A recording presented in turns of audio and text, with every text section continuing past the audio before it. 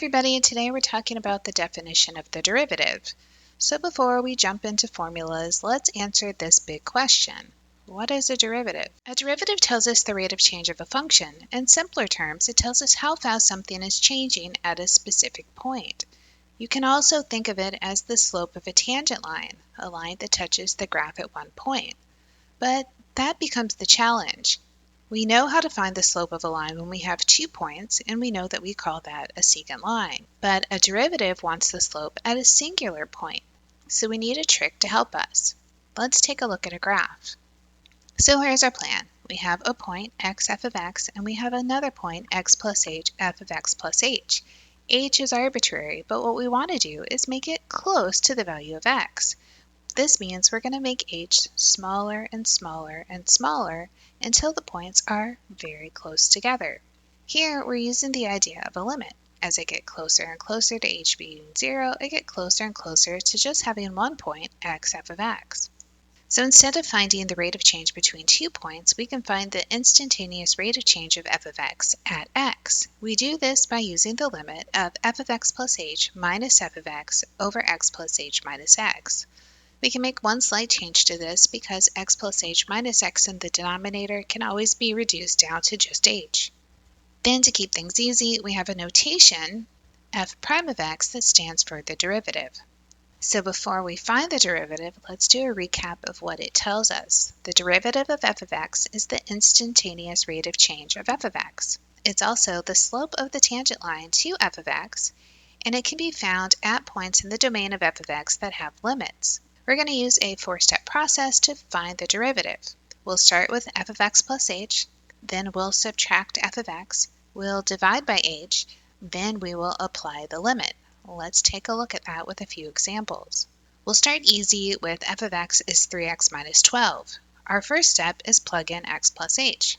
Get used to the idea that you're going to put x plus h wherever it said x in the original function. So if you have one x in your function, you'll have one x plus h in the first step. If there are multiple x's in your original function, then expect to put in x plus h multiple times. Let's simplify this before we head to the next step. I'll distribute the 3 through the x plus h. So I have 3x plus 3h minus 12. My next step says subtract f of x. So I'm going to subtract 3x minus 12. It's a good habit to put parentheses around the function when you subtract it. That way you remember to distribute that negative sign. This becomes minus 3x plus 12. And what's going to happen is things will cancel. I have a 3x and minus 3x. I have a negative 12 and a positive 12, which means the only thing I have left is 3h. I'll take that 3h and I'm going to divide by h. Luckily, the h and h cancel, so I just have 3. My last step is to take the limit. So the limit as h goes to 0 of 3 is just 3. The limit of a constant is the constant. Let's try that a second time with f of x is 5x squared minus 6x plus 20.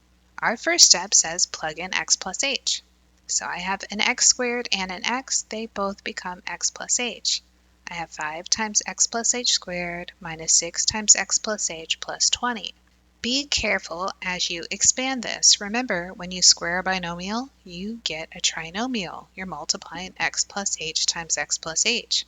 This becomes 5 times x squared plus 2xh plus h squared. Then I'm distributing that negative 6. I have minus 6x minus 6h plus 20. Now I'll distribute the 5. I have 5x squared plus 10xh plus 5h squared minus 6x minus 6h plus 20. You can see things get big really fast. I finished step 1, so I move on to step 2, which says subtract the original function. And remember, put in parentheses so that you have the right signs. I'll push the negative through, and then we'll look for what we can cancel. I have a 5x squared and a negative 5x squared that cancels. I have a negative 6x and a positive 6x that cancels. I also have a positive 20 and a negative 20. Now everything I have left, 10xh, 5h squared, and negative 6h, all have an h in them. So let's move on to step 3. Step 3 says divide by h. We can factor out an h from the numerator, which looks like 10x plus 5h minus 6 times h all over h. This lets us cancel the h from the numerator with the h from the denominator, So we have 10x plus 5h minus 6. In step 4, we take the limit as h goes to 0 of 10x plus 5h minus 6, which means we can just plug in 0 where we saw h.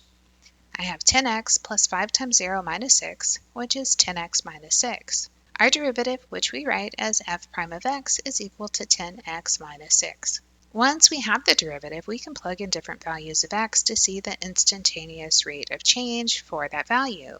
For example, if I want to do f prime of 3, I would do 10 times 3 minus 6, which is 30 minus 6, or 24. The derivative will give us a general rule for the slope. Once we have that rule, we can plug in any value of x where the derivative exists to find how the function is changing at that specific point.